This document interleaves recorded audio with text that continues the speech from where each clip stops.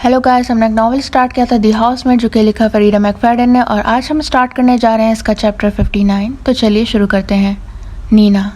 ओह God, मैं सरगोशी करती हूँ। एटिक में रोशनी जल रही है जैसे कि मैंने सोचा था। वो 2 बल्ब छत पर झपक रहे हैं। बल्ब बदलने की ज़रूरत है, लेकिन इतनी रोशनी है कि एंडी को देखा जा सकता है, या फिर जो एंडी हुआ करता था। पूरे 1 मिनट तक मैं बस देखती ही रहती हूँ, फिर मैं आगे झुककर उल्टी कर देती हूँ। अच्छा हुआ कि मैं सुबह के नाश्ते के लिए बहुत ज़्यादा नर्वस थी और कुछ नहीं खाया था। हेलो नीना। मेरे पीछे से आने वाली आवाज़ पर मेरा दिल तकरीबन बंद होने को आ जाता है। मैं सामने के मंजर से इतनी परेशान हो गई थी कि सीढ़ियों पर कदमों की आहट भी ना सुन सकी।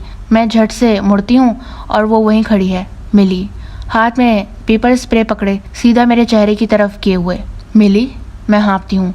इसके हाथ काँप रहे हैं और इसका चेहरा बहुत जर्द है, जैसे मैं खुद को आईने में देख रही हूँ, मगर इसकी आंखों में आग जल रही है। पेपर स्प्रे नीचे करो, मैं जितनी नरमी से कह सकती हूँ कहती हूँ, मगर वो नहीं मानती। मैं तुम्हें नुकसान नहीं पहुँचाऊंगी, ये वादा है। मैं फर्श पर पड़े जिस्म की तरफ देखती हूँ, फिर वापस मिली की तरफ। ये कब से यहाँ है? 5 दिन? इसकी आवाज़ खाली खाली है। 6? मैं गिनना भूल गई हूँ। वो मर चुका है, मैं ये एक बयान के तौर पर कहती हूँ, लेकिन ये ज़्यादा सवाल लगता है। कितनी देर से वो मरा हुआ है? मिली पेपर स्प्रे को मुझ पर ताने रखती है और मैं कोई तेज़ हरकत करने से डरती हूँ। मैं जानती हूँ कि ये लड़की किस काबिल है। क्या तुम्हें लगता है कि वो वाकई मर चुका है? वो पूछती है। मैं चेक कर सकती हूँ अगर तुम चाहो। वो लम्हा भर रुकती है, फिर सर हिला देती है। मैं आहिस्ता आहिस्ता हरकत करती हूँ क्योंकि मैं नहीं चाहती कि मुझ पर स्प्रे हो। मुझे अच्छी तरह मालूम है कि पेपर स्प्रे का असर कैसा होता है। मैं फर्श पर पड़े अपने शौहर के जिस्म के पास झुकती हूँ। वो जिंदा नहीं लग रहा।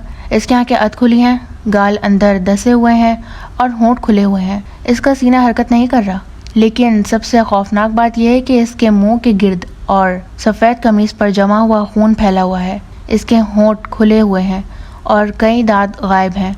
मैं उल्टी करने की ख्वाहिश दबाने की कोशिश करती हूँ, फिर भी जब मैं इसकी गर्दन पर नब्ज़ चेक करने के लिए हाथ बढ़ाती हूँ तो मुझे लगता है कि वो मेरा हाथ पकड़ लेगा, लेकिन वो नहीं हिलता। वो मुकम्मल तौर पर साकित है। जब मैं इसकी नब्ज़ पर दबाती हूँ तो कुछ महसूस नहीं होता। वो जा चुका है, मैं कहती हूँ। मिली एक लम्हे के लिए मुझे घूरती है, फिर पेपर स्प्रे नीचे कर लेती है। वो चारपाई पर बैठ जाती है और अपना चेहरा हाथों में छुपा लेती है। ऐसा लगता है जैसे इसे अभी एहसास हुआ हो कि क्या हो चुका है। ओह खुदाया, ओह नहीं। मिली, तुम्हें मालूम है इसका क्या मतलब है? वो अपने खून से भरी आंखें उठाकर मेरी तरफ देखती है। अब इसकी आंखों में गुस्सा नहीं, सिर्फ खौफ बचा है। ये ख़त्म हो गया है। मैं बाकी ज़िंदगी जेल में गुजारने जा रही हूँ। आंसू इसके गालों पर बह रहे हैं और इसके कंधे खामोशी से लरज़ रहे हैं, बिल्कुल इसी तरह जैसे सिसी रोती है जब वो किसी को नहीं दिखाना चाहती। अचानक मिली बहुत कम उम्र लगने लगती है। वो सिर्फ एक लड़की है और तब मैं फ़ैसला कर लेती हूँ। मैं इसके पास चारपाई पर बैठती हूँ और नरमी से इसके कंधे पर बाजू रखती हूँ।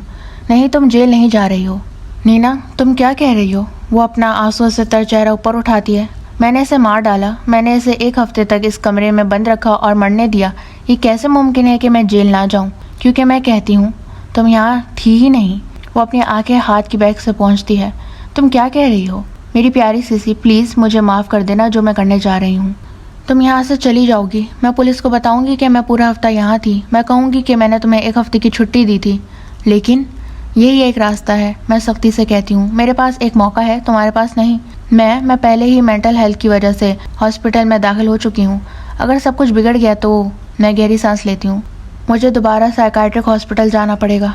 मिली भवें सुकेड़ती है। इसकी नाक सुर्ख हो चुकी है। तुम ही थी ना जिसने मुझे पेपर स्प्रे दिया था? मैं सर हिला देती हूँ। तुम चाहती थी कि मैं इसे मार डालूँ। मैं दोबारा सर हिला देती हूँ। तो फिर तुमने खुद इसे क्यों नहीं मारा? काश इस सवाल का कोई आसान जवाब होता। मैं पकड़े जाने से डरती थी। मैं जेल जाने से डरती थी।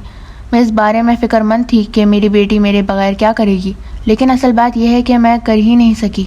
मेरे अंदर इतनी हिम्मत नहीं थी कि इसकी जान ले सकूं, और मैंने कुछ बहुत भयानक किया। मैंने मिली को धोखा देकर इसे कत्ल करने पर मजबूर करने की कोशिश की और इसने कर दिया। और अब अगर मैंने कुछ ना किया, वो अपनी बाकी ज़िंदगी इसकी सज़ा भुगतती रहेगी। प्लीज़ जितना जल्दी हो सके यहाँ से निकल जाओ मिली। आंसू मेरी आंखों में चमकने लगते हैं। चली जाओ, इससे पहले कि मैं अपना फ़ैसला बदल दूँ। इसे दोबारा कहने की ज़रूरत नहीं पड़ती। वो तेज़ी से अपने कदमों पर खड़ी होती है और कमरे से बाहर निकल जाती है। इसके कदमों की आवाज़ सीढ़ियों से नीचे जाती सुनाई देती है और फिर अगले ही लम्हे मरकज़ी दरवाज़ा ज़ोर से बंद होने की आवाज़ आती है। मुझे घर में अकेला छोड़ते हुए बस मैं और एंडी, जो अपनी मुर्दा आंखों से छत को घूर रहा है। ये ख़त्म हो चुका है, वाकई ख़त्म हो चुका है। اور اب صرف ایک ہی کام باقی ہے. میں اپنا فون اٹھاتی ہوں اور پولیس کو کال کرتی ہوں.